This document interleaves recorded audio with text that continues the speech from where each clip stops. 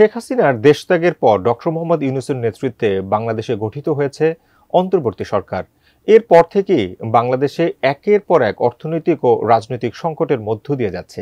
এছাড়া বাংলাদেশকে ব্যবহার করে ভারতকে আঘাত করার পরিকল্পনা করছে পাকিস্তানের গোয়েন্দা সংস্থা আইএসআই। এমনই এক বিস্ফোরক দাবি নিয়ে প্রতিবেদন প্রকাশ করেছে ভারতের শীর্ষস্থানীয় একটি গণমাধ্যম। তবে এই দাবির সত্যতা কতটুকু সে বিষয়ে বিস্তারিত জানাচ্ছেন ইশতিয়াক হোসেন।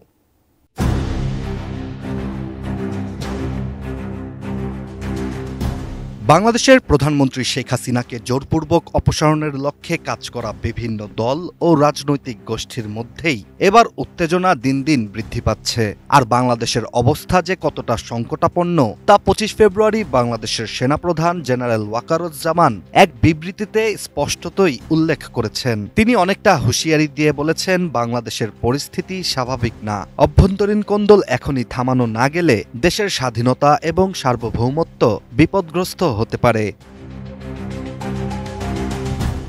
অন্যদিকে শেখ হাসিনার পদত্যাগ করার পর থেকেই নির্বাচনের জন্য একটি প্রকাশ্য যুদ্ধ শুরু হয়েছে বিএনপি এবং জামাতে ইসলামী সমর্থিত বিভিন্ন গোষ্ঠীর মধ্যে। ফলে এই পরিস্থিতিতে ডক্টর মোহাম্মদ ইউনূসের নেতৃত্বে গঠিত অন্তর্বর্তীকালীন সরকার বর্তমানে কার্যত এক নিষ্ক্রিয় দর্শকের ভূমিকাই পালন করছে। এসব তথ্য ঠিক এভাবেই উপস্থাপন করা হয়েছে ভারতের শীর্ষস্থানীয় গণমাধ্যম India.com-এর একটি প্রতিবেদনে।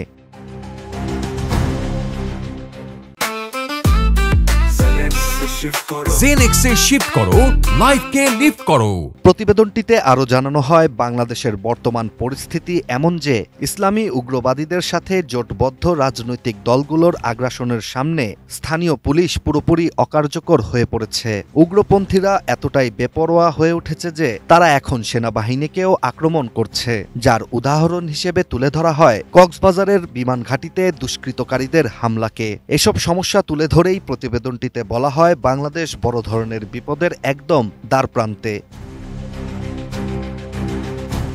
এছাড়া প্রতিবেদনটিতে বিস্ফোরক একটি দাবিও তুলে ধরা হয়, যেখানে ভারতকে লক্ষ্য করে একটি কট্টরপন্থী চক্রান্ত বাংলাদেশে উন্মোচিত হয়েছে বলে জানানো হয়। মূলত পাকিস্তানের কুখ্যাত গোয়েন্দা সংস্থা আইএসআই এই পরিকল্পনার পেছনে রয়েছে বলেই দাবি India.com-এর। 1971 সালে পাকিস্তানের লজ্জাজনক হারের প্রতিশোধ নেয়ার জন্যেই এই পরিকল্পনার ছক তৈরি করেছে আইএসআই। গণমাধ্যমটি আরও জানায় যে বর্তমানে আইএসআই-এর এজেন্টরা বাংলাদেশে সক্রিয় রয়েছে।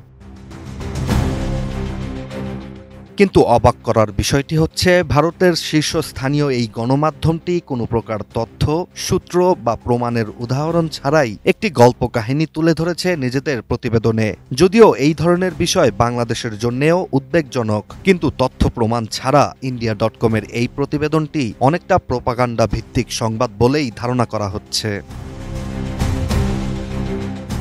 Ishtiaq Hossain, ATN news.